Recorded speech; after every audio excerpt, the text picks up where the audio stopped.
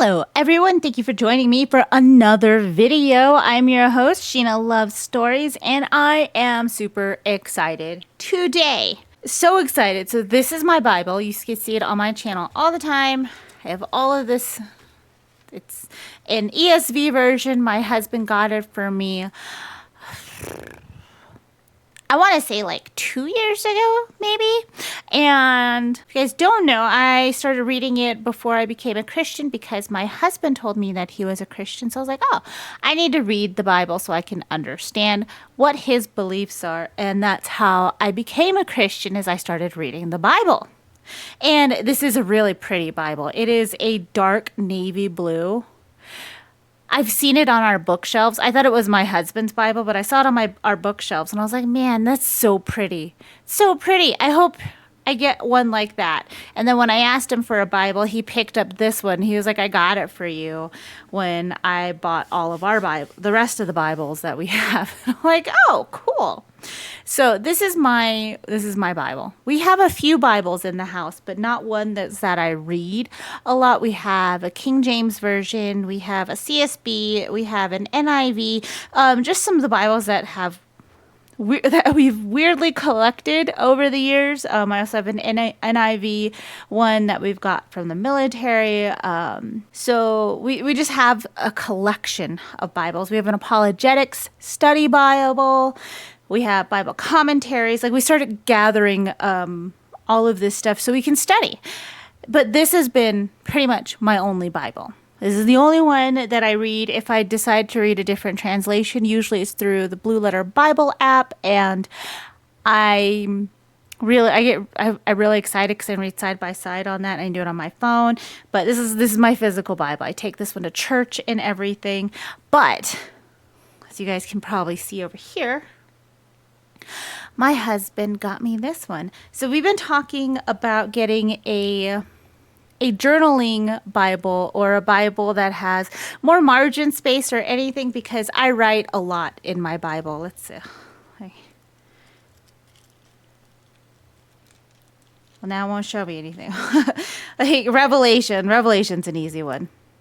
Like, see, I write in it a lot. I have my margins. I use fountain pens when I write, so when my dog licks my Bible, it smears a little bit, but I mark it up. I take this Bible to church, so when I take it to church, I have little cross-reference notes in here from our notes from the teaching of the church. I highlight, I underline, I do all of that stuff. And there's a lot of times where I want to write a lot more notes or information or anything like that. I haven't been able to do it in my Bible as much. I have to be very selective because this is a standard Bible, so the margins are small. How small? Let's find out. A little less than 1 centimeter. You can kind of see it there. So let's go up here. If I go to the edge of the word, it's just a little bit below 1 centimeter. So it's not a lot to write on. And especially when I'm using like my medium nib fountain pen, it's a little bit wider. I usually use this one. It's an extra fine. So it's not a big issue as much. And since I started keeping this notebook, I have a notebook in here for my Bible notes. And I just have all of my Bible notes in here from when I'm listening to commentaries, or I just have notes that I want to take in that I can't put in my Bible. I put them in my notebooks. So we've been talking about getting me one of these for a while, and I felt weird getting me one, and we finally did. I'm super excited. This is it. So I decided on a Legacy Standard Bible, an LSB Bible, which I found out there's not a lot of these that are like pretty that don't cost a ridiculous amount of money. This one did. This one cost a ridiculous amount of money, but my husband is spoiling me a lot lately. So he got me this one. I have an LSB. It's a journaling edition. I like how it has this, the best English translation I have ever read from John MacArthur. Like, I love John MacArthur. I have his Bible commentary. But this is what it looks like.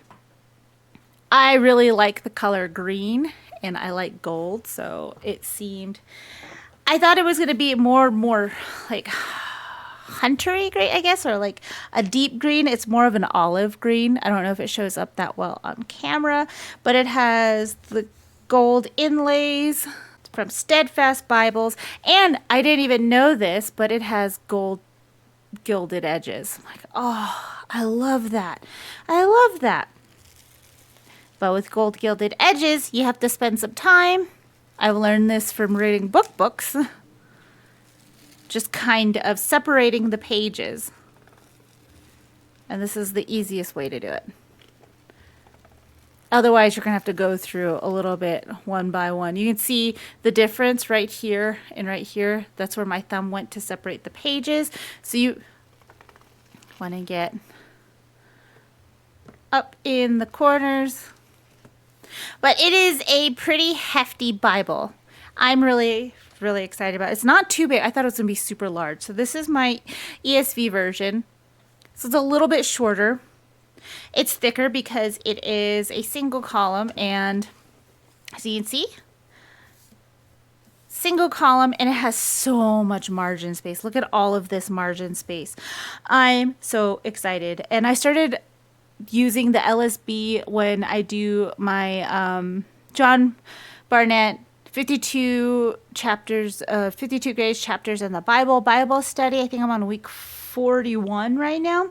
But when some of the days when I'm reading on my phone, my chapters, I read it in the LSB version, and then I compare that to the ESV version that I have. And it just helps me get a better understanding of the word. So if you guys never had gilded edges before, it'll be very stiff. They'll stick together, so just go through, fan it out a little bit. Or you cannot, and when you get to that page, just spend some time taking them apart. Like you can see up in the corners, there it is. They stick together a little bit, so it'll just take some time. But this is going to be my home Bible. I've thought about this a lot, and it feels weird having a bunch of different translations, even though it's good. It's good to have different translations. And I have it in my head that it's wrong to get multiple copies of the same thing, like physically. Like, shouldn't do it. It takes up space, everything. From being fiscally challenged for a long time, I have some weird quirks now. So it's like my Bible that I have over here is fine. It still works. It's there. It's not ripped or anything, even though it has like paw prints in it from my cat. Like, it's fine. And I'm still going to use that one. That one's still going to go to church with me. This one's going to stay at home. This is going to be my home Bible. So this is, oh, I love those black pages in there. Love it. This is going to be my home Bible. So I don't know if you guys heard that term before. I haven't really. But I also haven't looked, so it may be an actual term. What I designate as a home Bible is a Bible that stays at home. It's revolutionary, I know. So my home Bible is going to be like my Bible hub. It is going to have all of the little information that I want to keep in my Bible, but also expanded from what I can keep in my other Bible. So anything like cross references, the more I'm reading God's word, the more that I make notes of. I underline, I highlight, I do all of those things. So it's just one of those things that I'm getting more into. And like I said, I'm running out of room in my standard Bible. So I'm going to be putting this into there it is, into my home Bible. This is going to be the one, a Bible I use to study at home. It's going to be just staying here when I travel. If I travel, I don't travel a lot, but I'm going to be traveling this month. This will be staying here. This will be here. This will have notes in it. It'll have cross references. I'm really excited. I'll be using this to study more physically instead of on my phone as much. It has 2 ribbons, one black and one gold, which I really, really like too. My current Bible has no ribbons. And I know I can make ribbon markers. I just haven't yet because I don't have ribbons, because I am not a super crafty person. As much as I would like to be, that is not me. So I have all of this wonderful space to keep my notes in, and I've been looking online to try and figure out, like, if is there already a system laid out there? Is there a lot of ways that I can be doing this that will be more understandable if someone else would if somebody else were to read this? Nobody else is going to read this, really. Like, my husband can read it, and like, if people, if they come, they want to see it, they can read it and stuff. It's just going to be mostly educational things in here. I know that a lot of people do Bible journaling, and they get a journaling Bible and they put their own personal prayers in it. They put the things that they're seeing, that their applications for the word, and they put that in their life. Applications for their life, they put that in here, and it becomes like an actual journal. And that's what it's made for. It's a Bibling journal. I have a journal. I have a journal in my notebook. I don't want to use this as a journal. Like, this Bible is not going to be a journal. This is going to be my home Bible. This is going to be my hub for all things Bible. If I find something in here that's going to point to the Bible Atlas or a Bible dictionary or a commentary or anything, I want all of that information to be in here that can point to the different resources I have. So what I have decided to do is, I saw somebody had a Bible marking guide, and there's a ton of different Bible marking guides, a ton of different highlighting guides, and some of them are simple as start with 1 or 2 colors and, use a pen, or, all of these things. A lot of them, though, from what I've seen, a lot of the women and everything, they get really crafty with their Bible journals. They had pictures, they had stickers, they had washi tape, they had tip-ins, they had all of these things and stuff. And I really like the look of those things. And it's why I started bullet journaling. I really like the look of those things. I really like all of how the aesthetics of it, and it's so pretty and all of that stuff. And I got a couple of journals that I used for bullet journaling, and I realized how expensive all of that aestheticness costs to start off with. If you just randomly gather things, you can start off with no problem. I don't gather things like that, and I try and clear out a lot of things when I have the energy to, so I don't keep things cluttered. I'm behind at my desk. Like, I had to dig out my desk, but like, this is what I work with. These are what my spreads usually look like. So it's not super aesthetic. It's not very pretty, but it works for me, because when it comes down to it, I try and do something very aesthetic. I only keep up with the aesthetic thing for a little bit. That's why I have on this channel some of the things that are called minimalistic. Usually I started minimalistic bullet journaling because I was like, wow, I have pens, I have markers, and I have a notebook and a ruler. So that's what I'm using. And I haven't felt the need to buy all of the extra. And I kind of wanted to keep my home Bible in that same vein. It's going to be more minimalistic. It's going to have a lot of stuff in it. It's just going to be not as crazy aesthetically pleasing as a lot of these other things that you can see. And I'm fine with that. I am really fine with that. I'm okay with it. It's not something I need. I don't need it to be super pretty. This is a very beautiful Bible. It is a very beautiful Bible. And I'm really excited to start transcribing my notes that are in my small Bible into this Bible, and going through my Bible notes and getting that all together. And hopefully, if I remember to do that, I'll do a flip through of it a little bit after, like a day or two of me transferring all the things. But this is what I've decided on. This is a minimalistic type of Bible marking and highlighting. So it's a little hard to see, Okay, so what I like to do is I like to circle a word and then have a definition out on the side. I don't circle the word in my current Bible. Right now I underline most things. And that's just because I started with this Bible, so I started with one thing and it just kind of evolves now. My circles, my underlines, my boxes, they all mean random different things. And I try to give myself little tips of what they mean in the margins or at the beginning of the book of the Bible that it is in. So having a little key is definitely going to help a lot to make it more consistent through this one. So if I'm going to do a definition, I'm going to circle it. And then out here on the edges, I'll have the definition.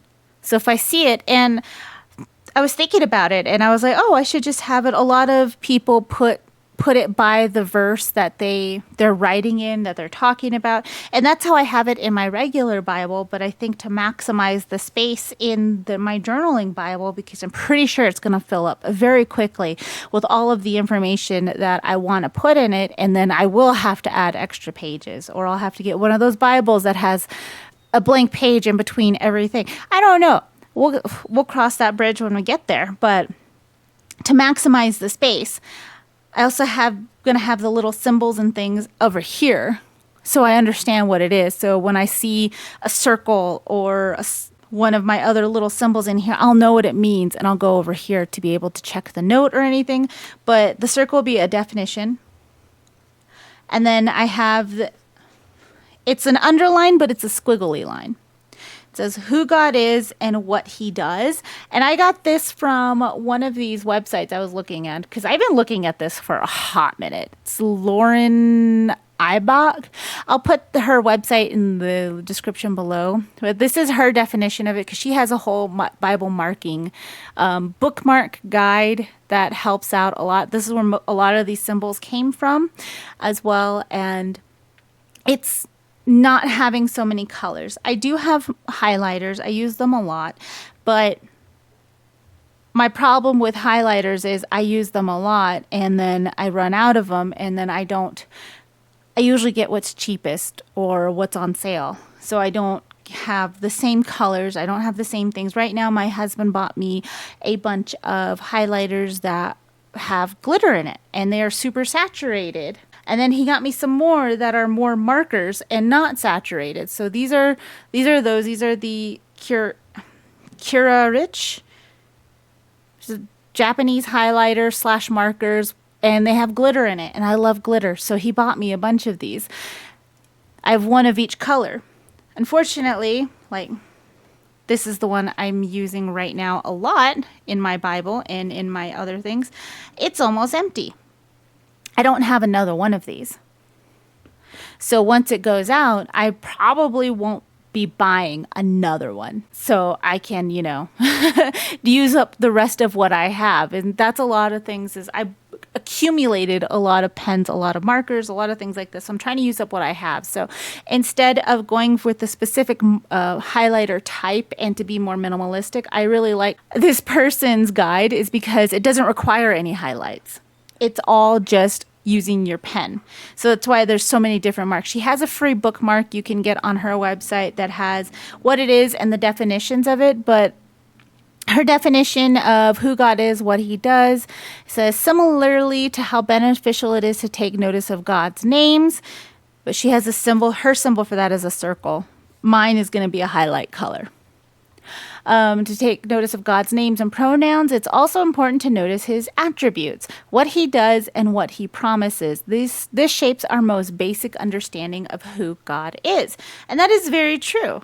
And I have a list of God's attributes in the front of my regular Bible. So I'm going to be transferring that to this Bible as well, so I can have that. But she has all of these little symbols in here. So that's what the underlined squiggly line is. And I'm really excited to use that, because I was like, if I pick colors for all of this, my Bible is going to be nothing but highlighted colors. And that's going to hurt my eyes. And then I won't understand anything. Well, it would be fun to do that in the long run, or it seems unfeasible. So that's why I didn't want to do a lot of highlighting colors. And if I do colors, I do a generic type. So like for my names of God, it's green. It can be a green highlighter, it can be a green marker, it can be a green colored pencil, it can be a green crayon. Anything that I have green will be what I use to mark a name of God. And that'll be throughout the whole Bible. So it won't be, I ran out of my green glittery highlighter, so now I don't want to use something else or anything, because I want to keep this all nice and cohesive. So just a generic color, not a coloring, like not picking out a specific highlighter type or anything, because again, I'm going to run out of it. I'm not going to buy more of it, and it's going to bug me that it's different colors if I can't get the same colors, if I decided it's going to be a specific thing. So just green. It's just going to be green. And boxes are going to be repeated words or phrases, and I started doing that in Psalms. Where is it?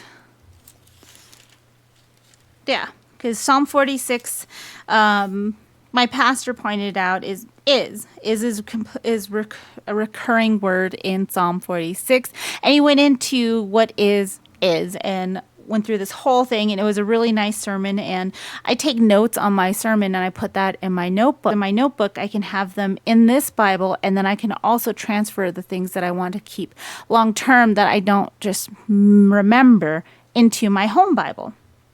Because if kind of thinking of it as this is my accumulation of things. I know that like commonplaces are a big thing, where just a repository for knowledge. I like that, except this is going to be my repository for biblical knowledge, for things that I'm learning in the Bible, the way that things connect with each other, or any different words or things. I started to look up words in Hebrew, and I never thought I would do that. And I'm like, okay, well, now I need to put what this phrase actually breaks down into from this part of the Bible to help understand the whole context of the thing. And the LSB is a more literal translation, which is why I picked it, and I'm really excited about using it. It's more literal. So it's not like a CSB version or an NIV version where it's easier to read. It kind of flows off of your mouth, out of your tongue, off of your tongue, out of your mouth if you're saying it. It's more literal. It's more towards the ancient Hebrew or Greek. So a box is going to be repeated words or phrases. And then there's an actual word for this. It's not a parenthesis, brackets. Brackets, I remember, it's brackets. Similes and metaphors. And underlining is just important. It's just important. And if it's super important, I do plan on still using my highlighter, and I'm going to try and keep it yellow. Is just anything that I need to, that I just want to catch it's important to me. Why is it important to me? If I have a note on why it's important to me, I'll write it on this side, on the margins, on the top or the bottom, whatever. I'll write it down, but it's something to draw my eye specifically to that. So having a highlight in a yellow is just like, oh, I need to go here. Instead of having my page full of colors and stuff. Underline is important. Highlighted is doubly important. And then green is the name of God, or names of God. And then I have a little number sign for note or info. And that's going to be numbered. It'll have the little note sign by the little section. It'll probably be underlined and then have this by it. And then I'll have it over here with where that is, like number 1 on the page. Like if I say, oh, in 2 Kings 4 or 2 Kings 8, 2 Kings chapter 3 verse 18 is important, and I have a note on that, I'll underline it, and then I'll add a little number sign and put, if it's the first on the page, put 1. And then up here, I'm going to put the little number sign 1 and what the note is on that I have for that. Or like any information or fact There's a lot in talking about the worm in Psalm 22. I have a whole page in my commonplace book about that specific, I cannot say the name of it, but that specific worm that turns white and it's a red, turns red and has a red dye and all of that stuff. Like I have a whole section on it with little drawings of how that works out and what it looks like and everything to get a better understanding of that, because that's the type of person I am. I have found out over the years and years and years that I find something that I get excited about or I get interested in, and I want to know all of the things about it. So commonplacing helps take that out of my head, and it stops nagging at me because it'll make my brain itchy if I don't look into things, or it makes me feel really lazy. One of the two. Either way, I don't like the feeling. So I have a commonplace book in my notebook. Like, this is my notebook. I have 4 notebooks in there. I have Bible notes. I have quotes, which a lot of the highlighted things in my Bible go into my quotes page. I have a little folder. Then my commonplace, which also has Bible notes in it and all of the interesting things that I'm learning. And then I have my journal at the back. And I started using that as a prayer journal as well. That's an overall journal. If I feel the need to pray for somebody or pray for something and I want it to be a little bit more permanent, I'm trying to get better at learning how to write my prayers instead of just having it a jumbled mess in my head, because I get easily distracted. When I'm praying in my head, I get easily distracted by something. Anything, really. So if I write it down, then I feel it's better for me. And I'm trying to be better at writing it down so I can be better in my 52 weeks of the Bible study, because that's a part of it. And right now I just do prayer points, but if I get better at writing it down, then I can write it down in that and actually write out prayers, and it'll be great. And it'll be great. And I'm learning. So I'm getting better and I'm working on it, especially through the journal. But that's the type of person I am. I need to know all the things about one thing until I feel satisfied that I know as much as I need to know. And I'm going to have that over here. Little notes, little information, little number things. That's why, with as much as I talked about it, like, I think you can see why I wanted something to maximize the space. But that's going to be probably most of the things that I have. And then the little arrow brackets, I don't know what those are called. I used to know what these were all called. I don't know anymore. But those are for sin, warning, evil, enemies. And then the color blue is going to be an attribute of God. Like I said, I have that written out in my Bible, in my regular Bible. I'm going to have put it in my home Bible. And then I'm going to have those as blue. And if I want to get more crazy with it, I can do different shades of blue. I have a little thing of colored pencils that I've been using. Just 36 cheap colored pencils that I bought from my grocery store that I've been using. I've been using them a lot in my regular Bible to section off things and help me visualize a lot of things. And it's been working out really well. I do like having colored pencils in my Bible a little bit more than I like having highlighters in it. So I've been using those a lot. So blue is my attribute of God. And a little circle there is a cross reference, because I started going to church and listening to a lot of sermons online and in person. They kind of just shotgun approach, like a lot of different parts of the Bible, different books of the Bible, different chapters, different verses, when they're preaching on something completely different. Like my church right now is in Psalms, but I listen to a bunch of different churches who are teaching different things in different books of the Bible. And I'm doing right now a Bible commentary study, and I just started Luke. So I'm listening to Chuck Missler's Luke commentary study through his video app, I think it's the Kanoa House. And so when he's talking about a chapter in Luke, he's like, oh, and go back to Genesis this, or go over here to Romans, or go to Acts, or go to Isaiah, or go somewhere around there. I want those written. I started writing those down. So when I'm reading, I can just flip to that part of the Bible outside of a sermon. Because in a sermon, it's so fast that I just now have a Post-it note like put in my Bible when they're talking, and I just quickly shorthand type of write it out. Videos and YouTube and stuff is so great because I can just pause it and then rewind it. But I want to have those cross references in my Bible. I am so excited to have those in my Bible so I can look at all of these. So when I'm going back and reading it, I can just flip back to that and get a better understanding of the context of it. And I started noticing a lot of them on my own when I'm reading, especially Psalms and Proverbs is what I'm reading in my regular reading of the Bible. I'm in Proverbs right now.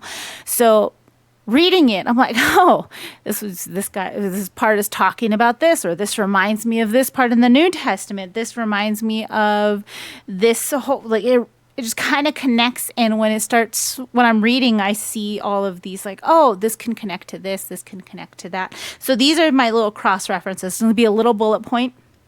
And then just like with the numbers, I'm going to put a little bullet point in the verses, and then over here on the side I'll have the little bullet point with the list of other places that cross-reference that whole thing. And then this will also be where I can cross-reference my Bible atlas, because I have one downstairs and I have a Bible commentary. I have a couple of Bible commentaries. I have a Bible dictionary. I have these things physically. So if I can get them physically, then I can do a cross-reference from my little bullet note here. So, if I want to cross-reference it with a Bible dictionary term and I don't want to get the word and put the definition and the whole thing on it, because the Bible dictionary gets in depth in a lot of things, and I love it. I love it so much, but it won't fit here.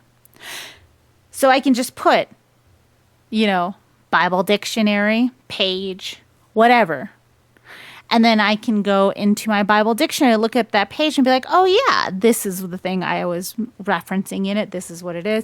The Bible atlas for maps, or my atlas has maps and it has histories of the maps in those areas. So I'm excited about doing all of that. So that's just going to be a cross-references, either stuff within the Bible or the Bible resources that I have outside of the Bible.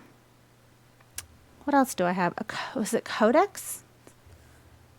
Oh, I forgot what it was called. But I also we started gathering a lot of materials once we started reading the Bible, especially reading the Bible together. And I have questions. There's so many questions.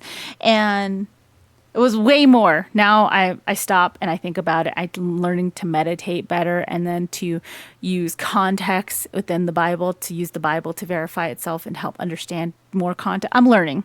But especially in my earlier walk, I had so many questions. Like, well, what does that mean?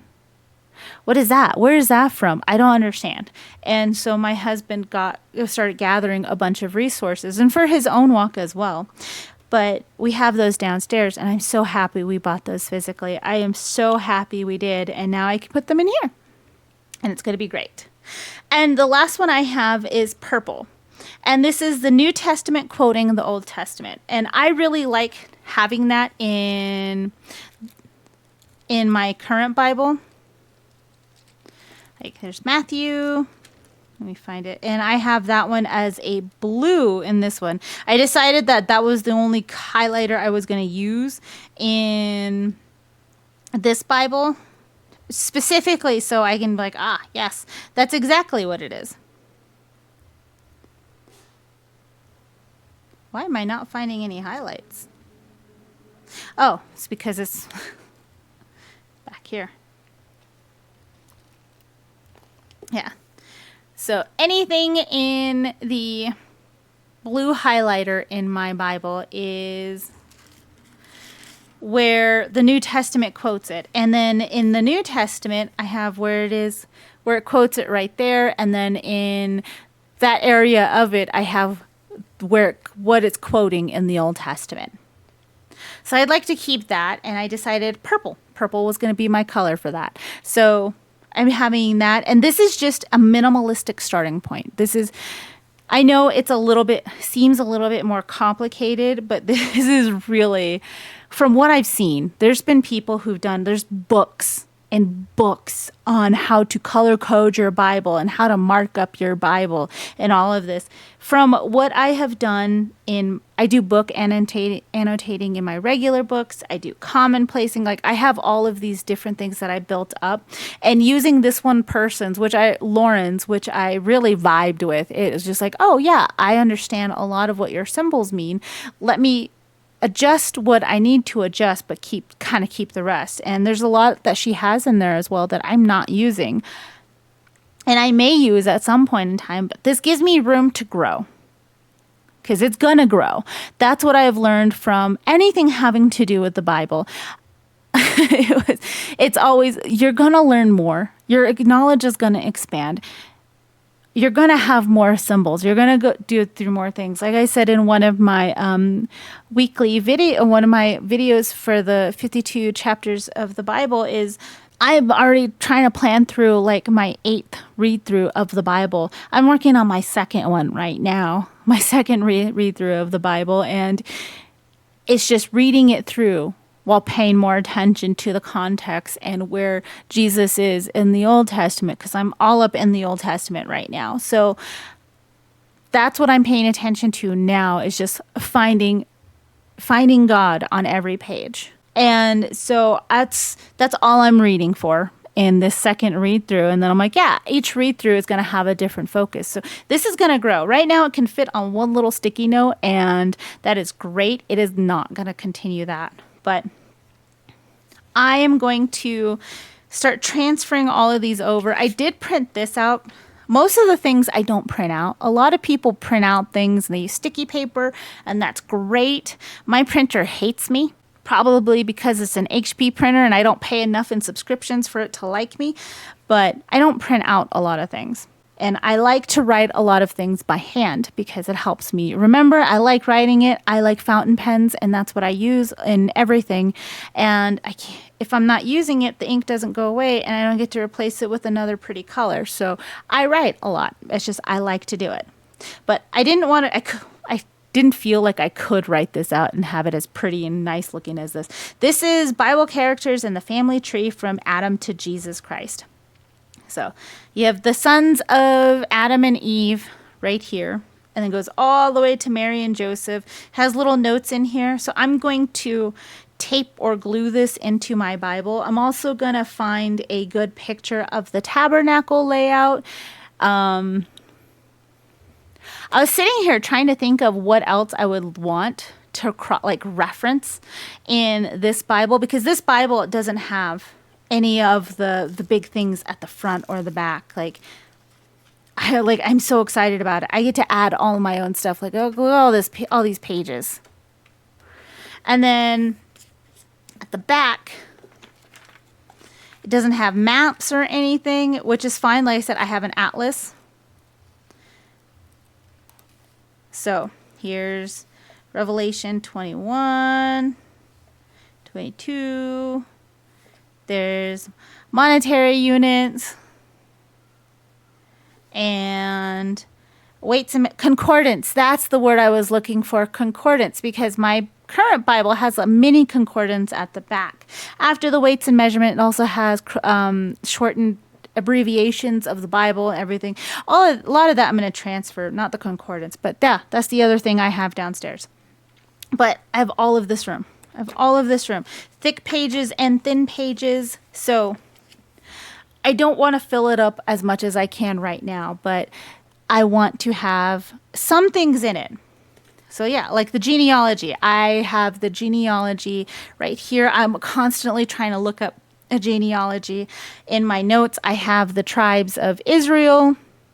And so I'm going to have who was born to which mom, what order they were born in, what their names mean, because going through, I didn't know until somebody told me that there's always a tribe missing out of the tribes of Israel when they're put into the verses, like in Numbers and in Exodus and all the way to Revelation. There's always a tribe missing. And I'm like, whoa, why?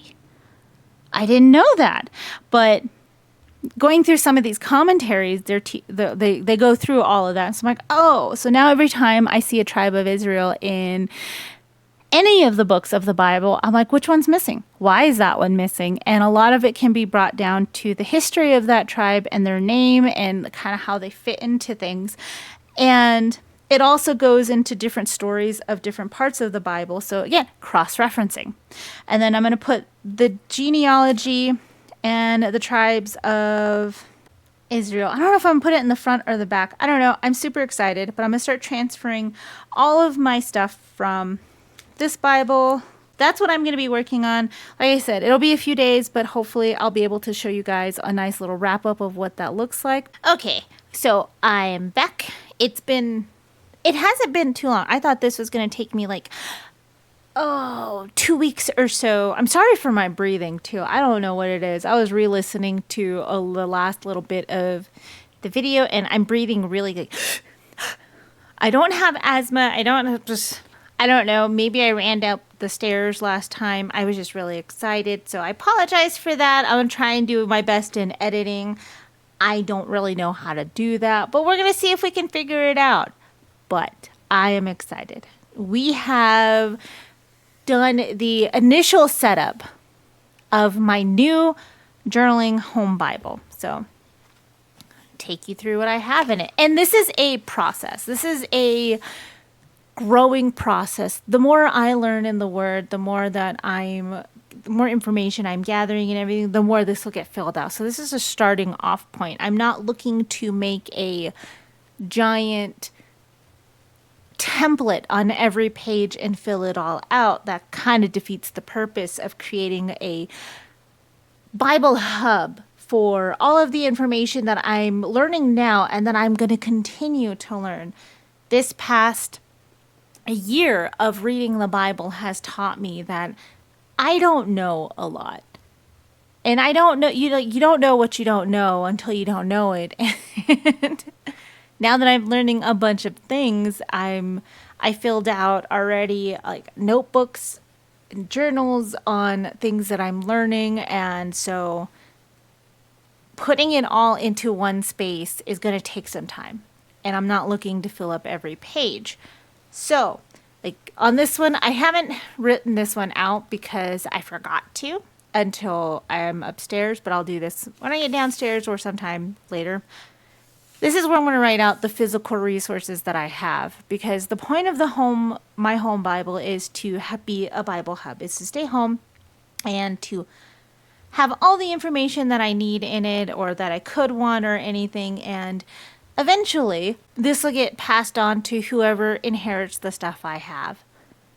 And, well, I hope that they get all of the things I have, which, it'll go to my son. And if he decides to read it or look into it, then it'll be great. But if not, for some reason, this ends up by itself. I want to give whoever gets it next a list of resources that I had. Because in my cross-referencing, I'm going to have the little thing saying, Bible dictionary or atlas or something like shorthand-ish. And I realized, I'm like, well, for the future, if somebody gets this and doesn't realize what that is, I'm trying to be helpful for the next person. So I'm going to write out the physical resources that I'm using. Any physical books that I have, anything that they could look up fairly easily, or if they get a box of my books, which would be crazy, I think it'd be multiple boxes. But if they get those multiple boxes of my books, it'll have a nice little key for it. And that'll just expand, start here, and then here if I need to. But that's where it starts off at. Keep these empty for something I don't know what to do with yet. On the front, in here I wrote my full government name and everything, where I got this, when I started reading the Bible, when I was saved, and my baptism, because I got baptized on Sunday, you guys. Whoop, whoop. Really excited. So all of that information is on that page. That's why you guys don't get to see it. And that's just, I have a dedication page in my regular Bible, my other Bible, and I updated that and I keep that in there, but I also keep that covered so, when I show it on screen, you guys don't see it. So same thing in here. So the first thing I did was I separated the table of contents for this. So I have the Pentateuch, the history, the books of wisdom, the minor prophets, the major prophets for the Old Testament, and then the New Testament, Gospels, church history, epistles, prison letters from Paul, more epistles, personal letter or pastoral letters, general epistle letters, and prophecy. And that's just to help keep it categorized. That's the usual categorization for the table of contents and how the Bible is laid out. And I like to have that in there. It's just a nice little visualization. In my other Bible, it was all color coded, and it really helped me to understand the structure of the Bible. I know how it is laid out now, and I don't need to look back at this to figure it out. So I have a general idea when I'm looking into a book of the Bible or looking for specific things. I'm like, oh, I know like where that's at. That's why I don't put tabs in my Bible, because I was trying to memorize where the books of the Bible were, and that helped me a lot of figuring out where the books of the Bible were. But it's just I don't use Bible tabs because I want to know where things are in the Bible instead of relying on that. Makes it a little tricky sometimes, but well, I don't know specifically where things are at, especially with like the prophets and the epistles. I know generally where things are at because of this categorization. So I wanted to keep this in here because it's a nice thing to have. I like it. And I did write out the books of the Bible in alphabetical order. So you can see here, and then I wrote through, I put how many times I read those books of the Bible. I'm working on my second read through, so you can see that now. Most of these have been read at least twice. And I wrote down that my first read through was completed in November 2025. And I like that. I like marking them off just like I did in my other Bible. So I was like, I'm going to keep that. And I did the same little table for the Pentateuch, what the book of the Bible is, with the key idea of that book of the Bible, which nation, people, God's character, God's role, God's command, just that at the beginning of the Old Testament. And I wrote out the same chronological, it's called The Progress of Revelation. And it has who authored the book of the Bible and about when they authored it. So that helps me keep a timeline in my head. And then you can see where I started to mark up my Bible. So I started transferring some of my notes, and I spent a few days just transferring notes, like going page by page and seeing like, does this note really need to be transferred? A lot of it does, but I decided after doing a couple of pages in Genesis that, you know what, when I go back and I read through, I'm just going to do a fresh set of notes and then double check the Bible I have, the other Bible, just to make sure I didn't miss anything when I go back to read that book of the Bible, because it's very tedious sitting there going through. And I was like, if I'm going to go through page by page, I might as well read that book of the Bible, because now I probably have something different to say or different ways to connect the things, and it'd be a little bit more cohesive and understanding. So I stopped going through the other Bible page by page. But you can see where I started to do that. I have the days of creation, and then I put the little, right down here I have the little notes.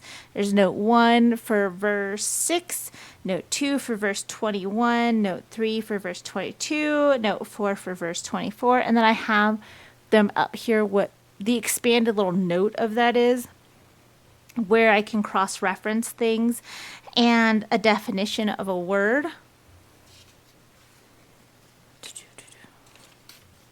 And you see more of the highlighting here. In this one, I didn't go through and highlight the names of God, and that was because, like I said, I was going through my other book and transferring line by line. So I started to fill out the notes up here, and it's going to go up here and then come down right here. The New Testament, quoting the Old Testament, I decided to keep the cross-references on the inside. So it'd be easier for me to just zone in on that. And see where I started using the little bits and pieces. And you can see, try and get to my first. There it is. You see here, I started marking the names of God I started using the little guide. It's a new system for how I'm deciding to mark up the Bible. So it's going to take me a few times going through it to fully understand it. That's where I'm at in my Bible study for Luke. But this is probably the best one to look at. You can see where I started marking up a lot of things without putting in notes and definitions. This is 1 Corinthians 15. This is where I'm at in the current chapter of the week. And I like that. I like using bookmarks because in my other Bible, I don't have the ribbons, like I said. So I use a bookmark and I write little notes on the bookmark. And so I have a bunch of these. These are little sticky highlighter tabs. You can see them right here and right here. I decided to start using these tabs because I have a ton of these. My husband bought me a pack of them. I didn't know they were this small. I thought they would go fully across the page. But he bought me, I want to say it's like a pack of these from Amazon, and it came with like 10 of these little boards. I didn't know, I knew it was that much when I put it on my list, but I didn't like really understand how much that was. And so I'm using these as temporary parts to put temporary things that I'm marking in this Bible that I don't know if I want to permanently mark up yet. So those are going in there. I have them throughout little parts of the Bible of like, I don't know if I'm going to mark that up yet or how I'm going to mark it yet. Or I like how that says, or it's something, just something to flags my attention on, I need to come back to it and either permanently mark it and get rid of that tab, or I have a question. And when I have a question, I can go look it up and figure out what I'm not understanding. And then once I do that, I can just take it out and either write a note on it or something. So I decided to put, I have a sticky note back here with what I decided on the Bible markings, which was that pink sticky tab that I had. And then I also put back here, there's little differences in the LSB translation of the Bible of what things mean. Like there's not, since it's one column, the new paragraphs are by bold numbers of the verse numbers. Italics mean it's not in the original like Hebrew or Aramaic or Greek, but it's heavily implied. Like all of those little things that are at the beginning of the Bible, but I don't want to go back and be like, well, what does that mean? I put those on there as well to help me, and this just helps me just keep track of it more. And I keep that one right there. And, I also wrote out the same chronological order at the beginning of the New Testament that I did at the beginning of the Old Testament. There it is. And then I'll add to that, just like I did in my newer Bible, or my other Bible, just when I get to it. When I'm reading the rest of the Gospels, I'll write all of that in there. I think actually at the beginning of Luke, I started writing notes.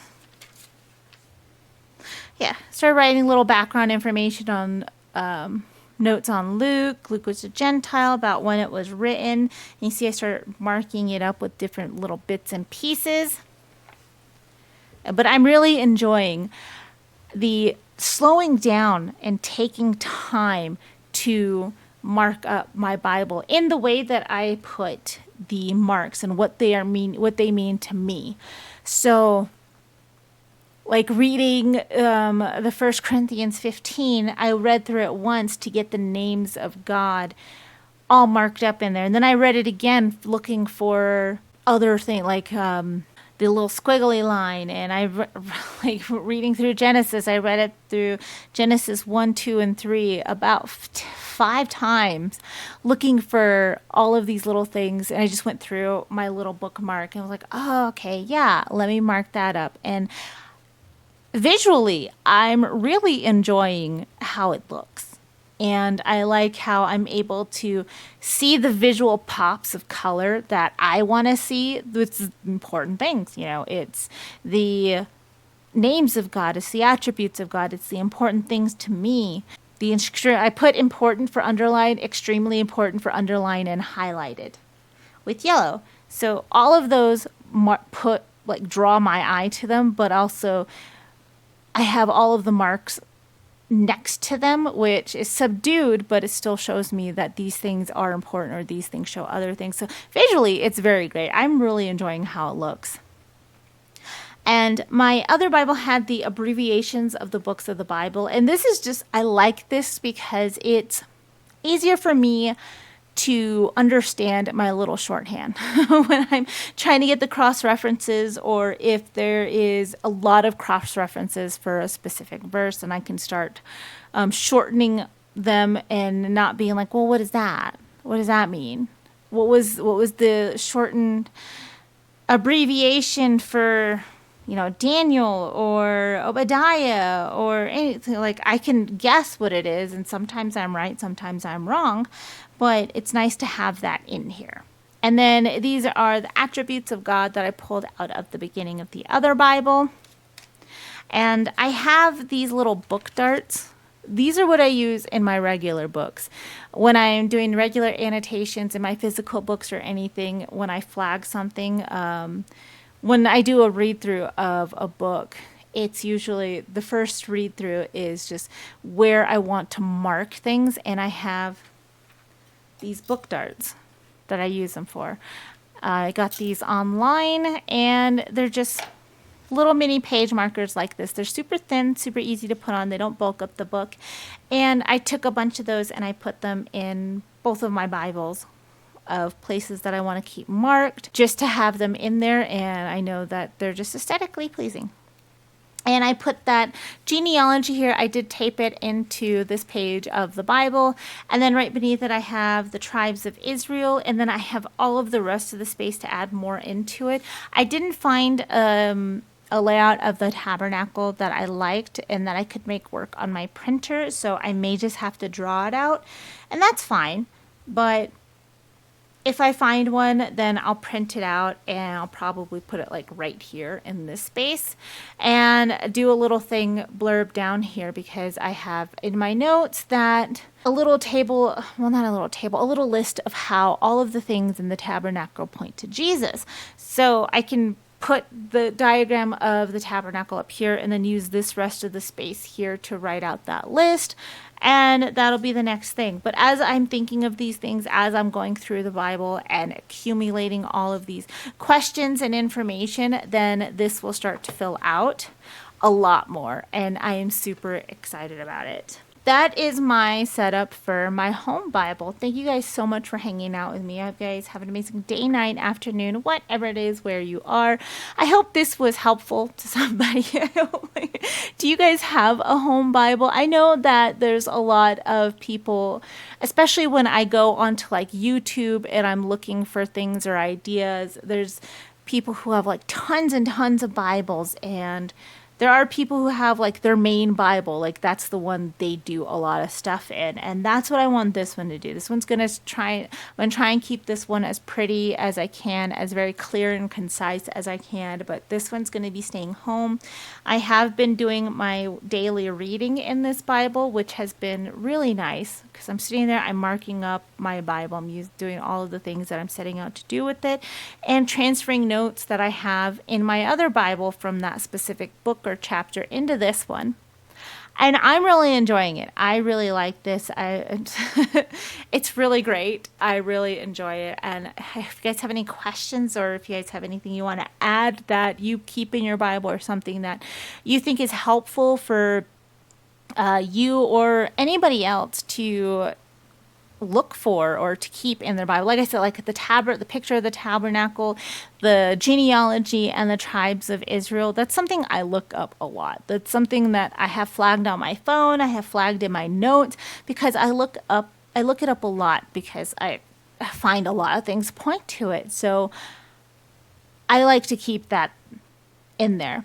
There's also a chart I need to find in my Bible notes that goes over all of the prophets, the major and minor prophets, and what time frame they were at in comparison to First and Second Kings and First and Second Chronicles, who they were prophesying to, who was the king in that. Was it the Northern Kingdom, the Southern King, like all of that stuff. I found a whole chart on that, and I'm adding to it to which parts of First or Second Kings or First or Second Chronicles or anything like that where they fall and where they land, like where they are prophesying at, so I can cross-reference that throughout all of those books of the Bible in here. But I also want to keep that table in the back of my Bible as well. So I will be doing that too. That's another thing that I need to add in there. I just need to finish getting the information together for it so I can put it in here. And once I do, it'll be great. It'll be in there and I'll have it. But thank you guys so much for hanging out with me. Don't forget to do all of the YouTube things, like, subscribe, all of that stuff. And I'm really excited. I hope you guys enjoyed this video. I really like this Bible. It's so pretty. It's so pretty. I really enjoy using it, and I'm going to go read more into it and transfer some more notes when I can. I'll talk to you guys hopefully very soon. Bye.